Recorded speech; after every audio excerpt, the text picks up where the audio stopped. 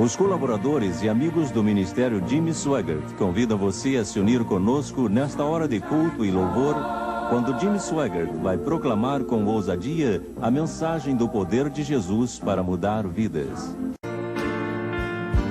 Sometimes gently sing.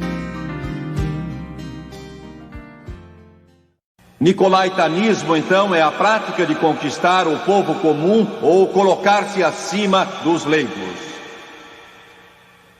E isto é o que eu estou dizendo, e quero que preste bem atenção. A igreja primitiva era guiada pelo Espírito Santo. Pouco a pouco, os eclesiásticos se puseram na posição de mediador em lugar de Jesus Cristo. Colocaram-se nesta posição acima dos leigos, e eu não estou falando de pentecostais agora. De modo que milhões de pessoas do mundo hoje não confessam seus pecados a Deus. Eles não vão mais a Jesus Cristo como mediador entre Deus e o homem. Vão a um homem e confessam os pecados a uma frágil criatura que não pode nem perdoar os seus pecados, quanto mais os pecados de outro.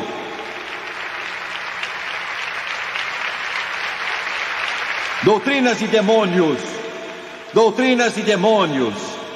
Jesus Cristo disse: eu aborreço. Vocês podem me detestar também, alguns dos que me assistem, e dizer: está falando da minha religião de novo. Eu amo você e por isso digo a verdade. Eu amo você, por isso prego a palavra a você.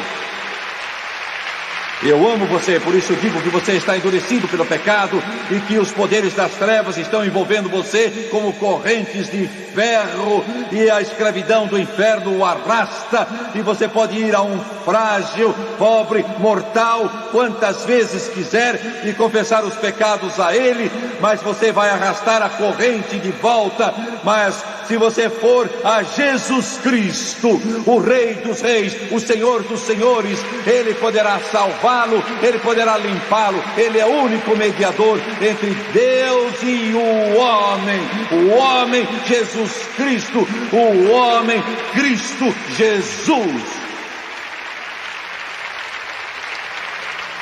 Doutrinas de demônios, espíritos enganadores. Por quê? Porque esses pobres, tristes, pseudos cantores de rock preferem palavras que chamam de cristãs num compasso frenético, com os cabelos roxos e figuras terríveis marcadas no rosto. Por quê? Espíritos enganadores. Porque a pobre dançarina que pensa que pode continuar dançando no meio da fumaça dos cassinos, apresentando seus números e ainda manter sua experiência com Cristo. Por quê? Espíritos enganadores.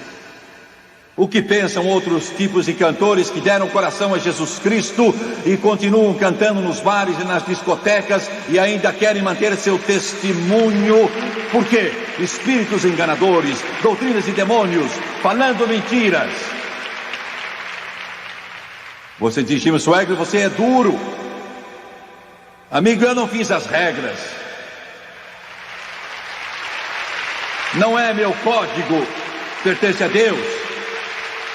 Você está ouvindo o que eu digo?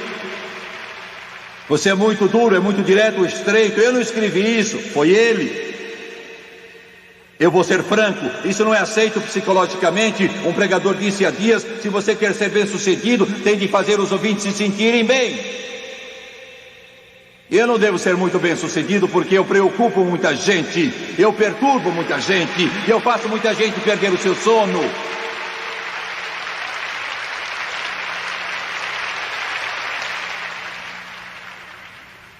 Doutrinas de demônios, espíritos enganadores, mentirosos. A verdade é quando você vai a Jesus, o mundo vai aborrecê-lo e a metade dos seus parentes vai detestar você, a sua igreja vai expulsar você em breve, até perder o emprego, e o mundo todo vai olhar para você como se estivesse doido, e você pensa que o mundo está para acabar, mas o que você ganha é 1 milhão de vezes maior do que aquilo que você perde. Você terá uma alegria invisível e gloriosa, e a metade ainda não foi contada. Você terá uma paz que ultrapassa todo o entendimento. É verdade, você vai pagar um certo preço para viver para Jesus Cristo. Muitos vão abandonar a fé. Milhões vão apostatar da fé, dando ouvidos a espíritos enganadores, doutrinas de demônios e mentiras. E então Paulo disse a Timóteo, lá no capítulo 3 da segunda carta, terceiro capítulo, disse estas palavras: sabe, porém, isto, que nos últimos dias, ele usa esta expressão de novo, sobrevirão tempos trabalhosos. Haverá homens amantes de si mesmos, avarentos, presunçosos, soberbos, blasfêmios, desobedientes aos pais, ingratos, profanos, sem afeto natural, irreconciliáveis, caluniadores, incontinentes, cruéis, sem amor para com os bons, traidores, obstinados, orgulhosos, amigos dos prazeres mais do que de Deus, tendo aparência de piedade, mas negando a eficácia dela, destes afasta-te. Diz que nos últimos dias não somente haverá um afastamento da fé, mas tempos trabalhosos virão. Os homens serão amantes de si mesmos. Ouça só isto: amantes de si mesmos. Eu fiquei contente hoje porque o Tribunal Federal declarou à comunidade homossexual que a Marinha e o Exército dos Estados Unidos têm o direito de dizer aos homossexuais que, se eles querem praticar o seu estilo de vida, os militares podem expulsá-los.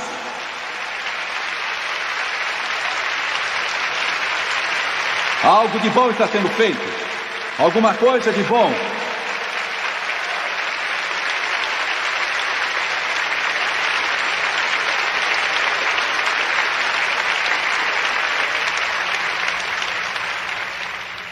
Os homossexuais visitam uma casa de banhos entre 2 e 3 vezes por semana, amantes de si mesmos. Os homossexuais, e eu não gosto dessa bela palavra, gay, sendo usada para eles. Os homossexuais exigem o direito de sexo público. 50% admite ter sexo público, 40% em casas de banho, 60% em suas casas e 30% em bares. Banheiros públicos e parques em São Francisco, Nova York, Houston, Dallas e outras cidades são lugares onde eles praticam ato sexual. As páginas amarelas de homossexuais foram iniciadas em 73 e indicam mais de 200 casas de banho nos Estados Unidos. E é nessas casas de banhos que essa doença chamada AIDS se espalha como se fosse um incêndio, amantes de si mesmos. E fica pior, e fica pior. O pecado dos Estados Unidos da América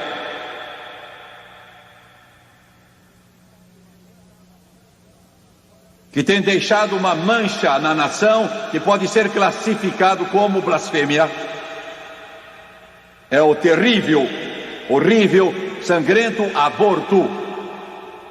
1,5 milhão de crianças abortadas todo ano nos Estados Unidos. É o pecado, a mancha desse país. Com a ajuda de Deus, quero mostrar hoje toda a sua hediondez, se é possível humanamente. Quero mostrar quão degradante ele é, quão traiçoeiro ele é, quão negro ele é. E eu peço a Deus que esses membros do Supremo Tribunal de Justiça, que permitiram que essa terrível lei passasse, que diz que uma criança no ventre da mãe, mesmo com 9 meses, não é considerada um ser humano. Eu peço a Deus que sejam removidos, tirados. e substituídos por homens retos, que respeitem as leis de Deus e se ponham de joelhos e peçam a direção e orientação quando fizerem as leis desta nação. A próxima geração, eu creio, pertence a Jesus Cristo. Vocês juízes, vocês senadores, vocês deputados, vocês burocratas que têm blasfemado da palavra do Todo-Poderoso, o seu dia está acabando.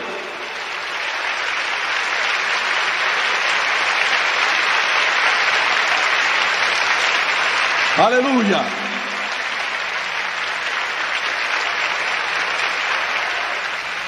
Perante uma das comissões do Congresso, 3 de nós pastores dissemos à comissão: senhores, não solicitamos nem pedimos que juízes federais sejam nomeados que são contra o aborto. Nós exigimos.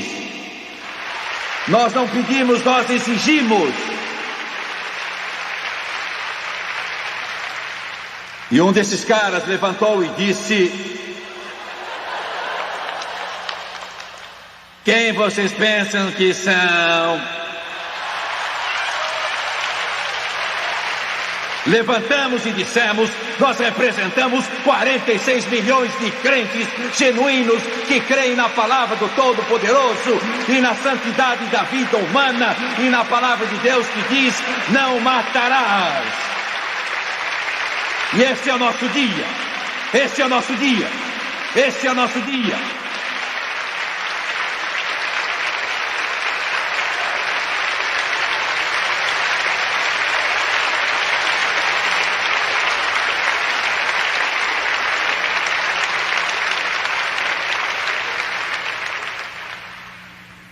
Alguém diz: você é político? Não, eu não sou político. Político é aquele que diz: você vota para mim, não procura o seu voto, amigo. Isto é bíblico, escriturístico e moral. Aborto. Com a ajuda de Deus, essas leis vão ser abolidas.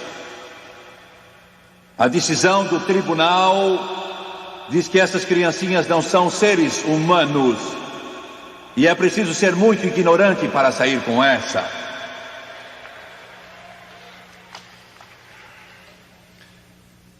A doutora Olga Fairfax disse isto quando viu o anúncio na televisão sobre cosméticos misturados com colágeno. Eu perdi a fala.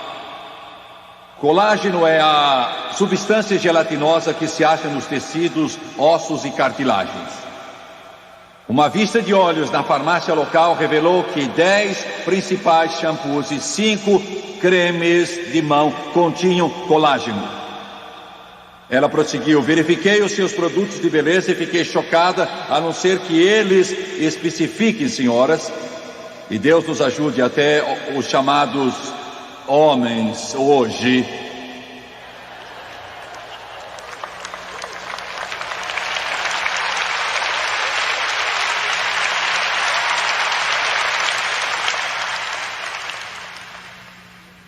Ela disse: a não ser que os produtos digam que é colágeno animal ou colágeno bovino, o produto pode conter colágeno humano de fetos abortados. Até colágeno tirado da placenta humana levanta dúvidas a respeito da vida e propriedade da placenta. Uma carta dos cosméticos Mary Kay salienta que todo o seu colágeno vem de animais.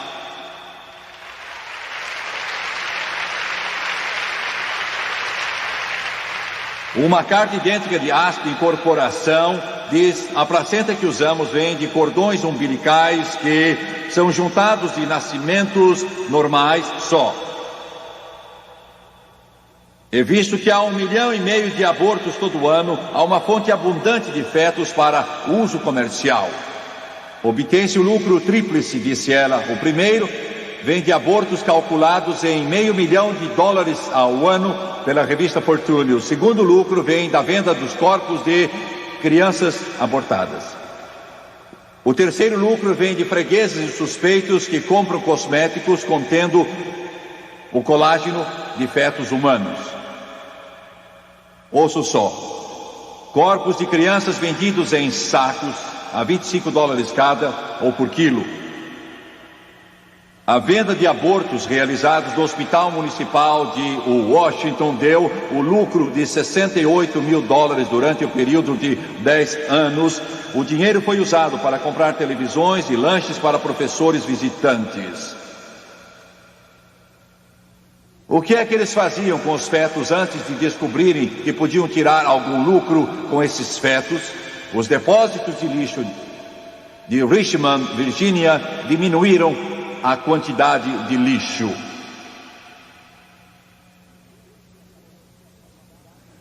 Um centro de abortos numa cidade da Virgínia encheu um depósito nos fundos da casa com os restos da sua nefanda mercadoria. Os seus compressores amassaram os corpos de 100 crianças que foram depois amarrados em sacos e depois jogados no depósito. Cães famintos vinham e arrastavam sacos dali. Havia lutas frequentes e o conteúdo dos sacos se espalhava pelas ruas, enquanto os cães separavam as gases, esponjas e chumaços e devoravam as placentas, ossos, carne, mãos e pés das crianças. Em Odessa, Texas, a Lei 69-91 proíbe colocar um animal morto no monturo. Mas isso não impediu que os aborcionistas depositassem enormes sacos plásticos cheios de detritos contendo crianças abortadas no depósito de lixo antes de fechar toda noite. No Velho Testamento, crianças eram queimadas no altar de Baal. Agora elas são jogadas com o resto de lixo ou queimadas em fornalhas em locais apropriados. Em Cincinnati, um desses matadores deixava sair uma fumaça densa da chaminé. Uma recordação de Auschwitz, Buchenwald e Treblinka, dos nazistas. Quando chamaram bombeiros, disseram: estão queimando crianças, como se fosse uma rotina. Alguns pesquisadores dizem que a razão pela qual precisam fazer investigações em fetos é que são humanos, não animais. O Supremo Tribunal não pensa assim. Para que não aconteça com o cachorro, 47 senadores em 1974 votaram proteger cães contra os gases venenosos e depois votaram contra a emenda Jesse Ames para que fundos federais não fossem usados com abortos. O melhor amigo do homem ganhou do próprio homem. Com a ajuda de Deus, vamos alijar esses senadores.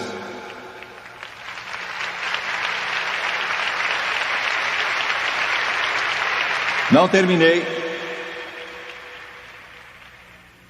Alguns dos fatos mais chocantes vão lhe dar palpitações do coração. E eles incluem, primeiro, culturas de tecidos obtidas lançando crianças ainda vivas em moedores de carne e homogeneando-as de acordo com um jornal de medicina da Nova Inglaterra. Na Califórnia, crianças abortadas aos 6 meses eram submersas em vidros de líquido com alto teor de oxigênio para ver se podiam respirar pela pele. Não puderam. Embriões humanos e outros órgãos foram colocados em plástico e então vendidos pelos seguintes preços: cérebro humano $90, um pé $70, pulmão $70. Isso na América. Os fetos abortados do 7º, 8º e 9º meses são removidos intactos. A criança está viva.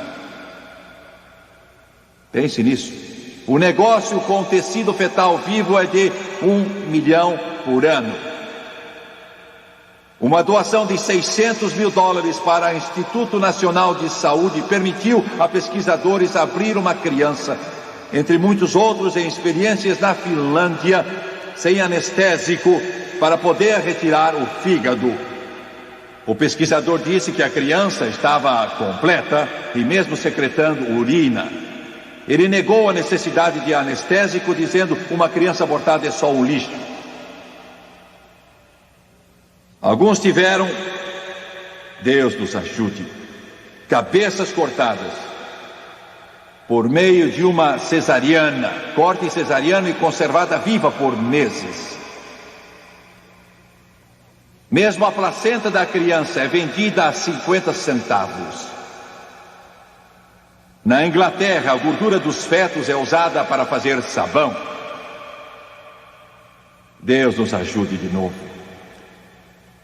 América.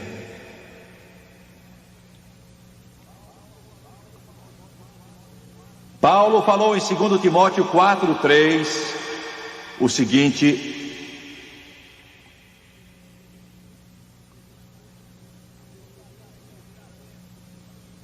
porque virá tempo, isto é, nos últimos dias, em que não sofrerão a sã doutrina, mas tendo comichão nos ouvidos, amontoarão para si doutrinas, conforme as suas próprias concupiscências, e desviarão os ouvidos da verdade, voltando às fábulas.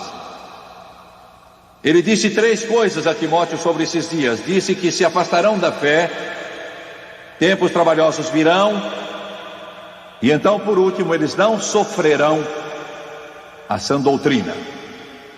Mestres com comichão nos ouvidos, desviados da verdade.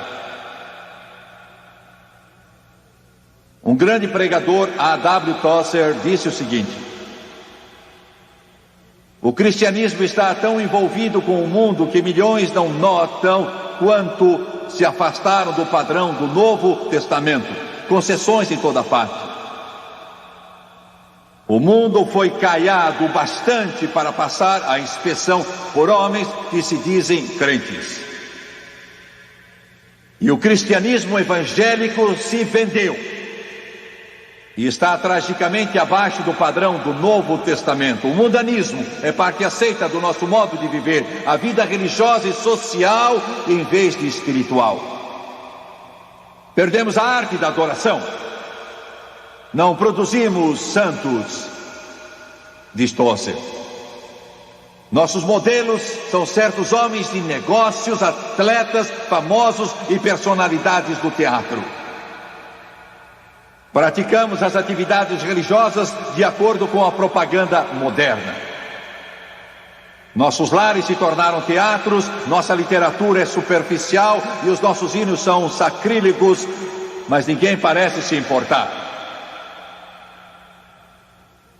Muito do que passa por cristianismo do Novo Testamento é pouco mais do que a verdade objetiva adoçada para se tornar agradável ao paladar religioso. Jesus convida os homens a levar a cruz e nós os convidamos a se divertirem. Ele os chama para deixar o mundo e nós dizemos que eles, se aceitarem Jesus, o mundo será deles. E ele os chama a sofrer, nós os chamamos a gozar do conforto que a civilização moderna oferece. Ele os chama à santidade, nós os chamamos a uma felicidade barata, que seria rejeitada com desprezo até pelos filósofos estoicos, sem falar dos apóstolos. Ouçam mais isto. Um novo decálogo, um novo mandamento, foi adotado pelos neocristãos dos nossos dias. E a primeira frase diz: tu não deves discordar. E um grupo de beatitudes que começa: bem-aventurados os que toleram tudo, porque eles não serão responsáveis por nada.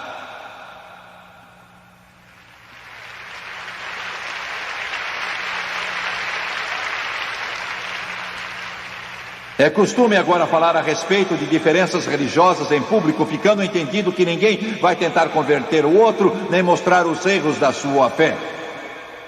Imagine só Moisés concordando em participar de um debate com Israel sobre o bezerro de ouro. Ou o profeta Elias mantendo um diálogo cordial com os profetas de Baal. Ou Jesus Cristo procurando se reunir com os fariseus para desfazer as diferenças.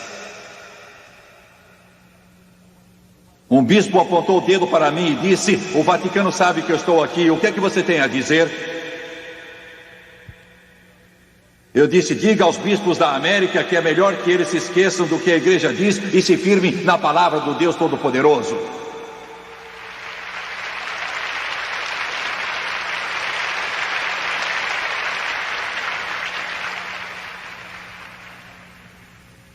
O trem parou de repente. Era noite. O homem despertou e olhou pela janela. Não havia luzes. A lua estava brilhando sobre aqueles campos. Ele esperou um pouco de tempo e afinal levantou, chegou até a porta e olhou para os trilhos. E o chefe do trem, maquinistas e outros estavam num ajuntamento em volta de alguma coisa. Ele foi até lá e então verificou que o trem pegara um homem e cortara suas pernas. Eles arrumaram as pernas como puderam, mas o homem estava à morte.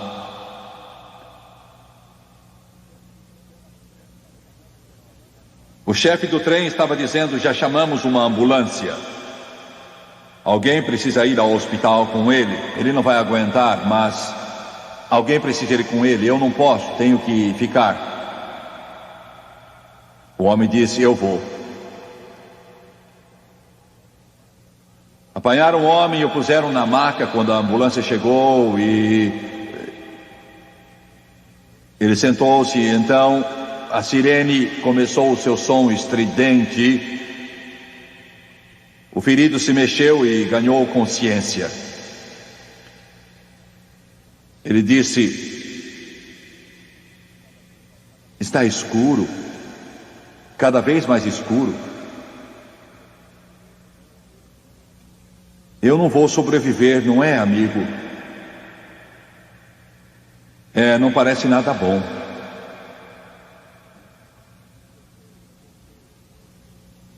Ele disse: eu sei que vou morrer. E eu não sei orar.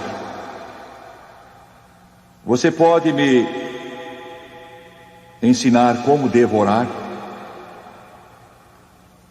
O homem ficou sem jeito e abaixou a cabeça ali no escuro, contente que ele não via o seu rosto, e afinal disse: eu sinto, mas eu também não sei orar. Ele disse: está ficando mais escuro. Você tem de me ajudar. O que é que eu posso dizer a Deus? Por favor.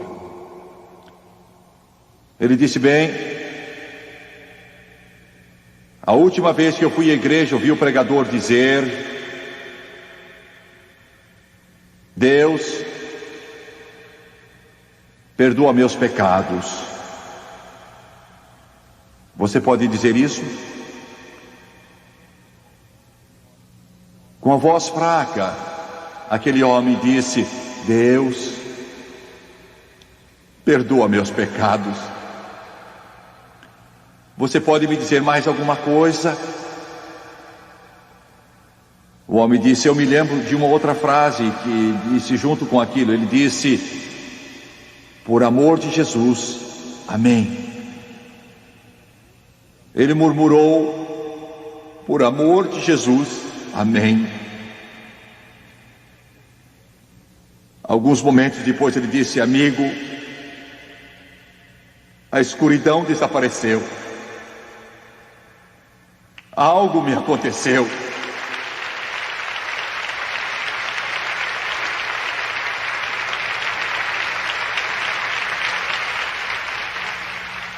Ele morreu nessa noite. Você diz: isso é bastante? Não, senhor repórter, se você está escrevendo sobre isso, isso não é o bastante. Há 2000 anos atrás, um alto preço foi pago. Deus desceu lá do céu. Nasceu de uma jovem virgem que se chamava Maria. Tomou sobre si mesmo a nossa frágil humanidade e viveu 33 anos sem pecado. E morreu na cruz do Calvário. E comprou nossa redenção. Para podermos dizer: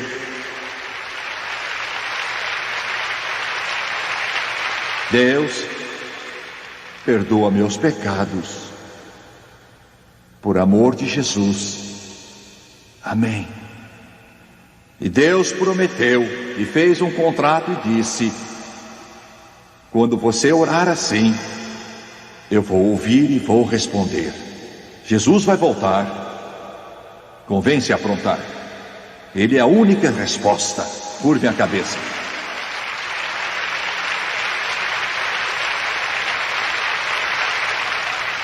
Pai Celestial, depois de dizer estas palavras, hoje,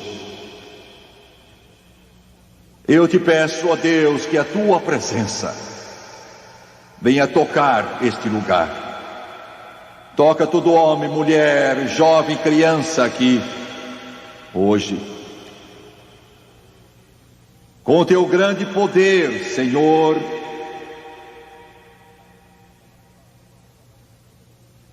fala a cada um dos presentes. Vou pedir que orem todos os que sabem orar neste lugar. Saibam de uma coisa, vocês não estão só ouvindo um pregador, estão ouvindo um homem que foi tocado por Deus. O tempo se escoa e não temos muito mais tempo. São tempos trabalhosos, Paulo diz.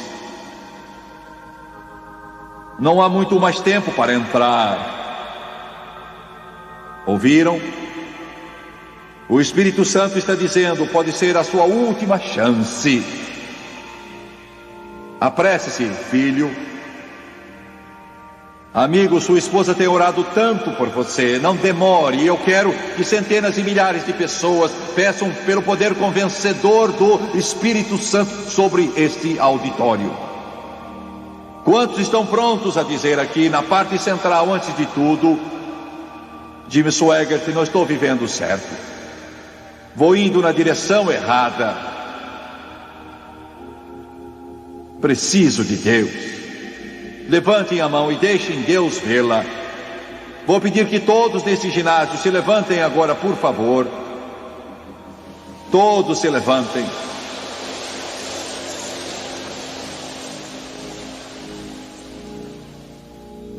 Daqui a pouco, Thomas e as jovens vão cantar. E enquanto eles cantam, vou pedir que todos os que ergueram as mãos, que venham aqui, que venham por esses corredores e assim digam sim a Jesus. Não há outra esperança, amigo. Não há outro que possa salvá-lo, só Ele. Tudo se resume em Jesus. Se você depender da sua igreja para salvá-lo, está sem sorte. Se você depende da sua denominação para salvá-lo, então ai de você. O fato é que a sua salvação só pode vir por uma pessoa, que é Jesus Cristo. E só, corra para Ele agora. Agarre essa mão marcada pelos cravos. Eles vão cantar agora mesmo, tal qual estou, eis-me aqui, Senhor. Enquanto eles cantam, quero que venham ao sentirem o toque do Espírito de Deus. Mãe, traga os seus filhos. Pai, traga suas filhas. Filho, traga seus pais. Marido, traga sua esposa. Esposa, traga seu marido. Tragam-nos agora. Crentes, tragam seus vizinhos enquanto eles cantam agora. Você está sentindo no coração, e eu vou pedir aos telespectadores que ouçam com muita atenção. Você deve sentir que os tempos estão um pouco antes. Algo está acontecendo. É como se Deus estivesse abrindo a porta pela última vez. E está dizendo, ide pelos caminhos e pelos atalhos e forçai-os a entrar, para que a minha casa se encha. Trazei-os, quer eles tenham vestimenta ou não. Trazei-os, quer eles tenham sido convidados ou não. Eu os prepararei. Trazei-os. Você é especial para Ele. Ele ama você. Hoje Ele quer torná-lo seu filho. E você, telespectador, Ele quer torná-lo seu filho também. Porque Ele ama muito você. Você pode não entender muito dele, mas Ele cuidará disso depois que você vir. Mas hoje vou pedir que você o siga. Vou pedir que você focalize sua afeição numa pessoa, que é Jesus Cristo. Deixando tudo mais para trás, custe o que custar. Você o está seguindo. Isso está claro? Eu creio que sim. Agora eu vou fazer a oração de confissão. Tenho orado com milhares e milhares e milhares. Eu a fiz há pouco tempo em San Antonio, Texas, com um rapaz. Foi a sua última noite. Ele não sabia, nem eu sabia, mas foi. Ele veio com lágrimas dos olhos. Ele disse: Jesus, eu te aceito como Salvador. E ele foi morto nessa noite, numa motocicleta. Mas tinha aceito. E foi salvo. Eu creio que você vai aceitar. Eu creio que você vai aceitar. Eu creio que você vai aceitar.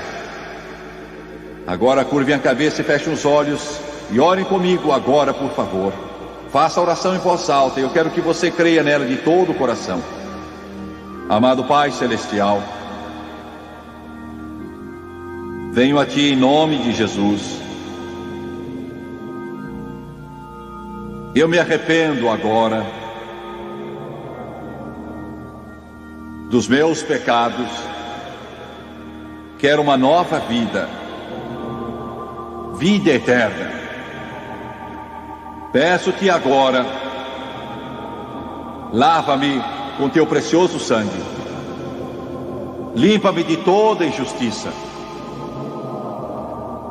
de acordo com a tua palavra. Romanos 10, versículos 9 e 10. Com a boca eu confesso Jesus Cristo, no coração eu digo ao mundo: eu creio que Deus ergueu Jesus dos mortos e que Ele está vivo e Ele é Deus, e agora eu o faço meu Salvador. E de acordo com a sua palavra, fui lavado, purificado, santificado, justificado. Estou salvo. Glória ao Senhor, aleluia.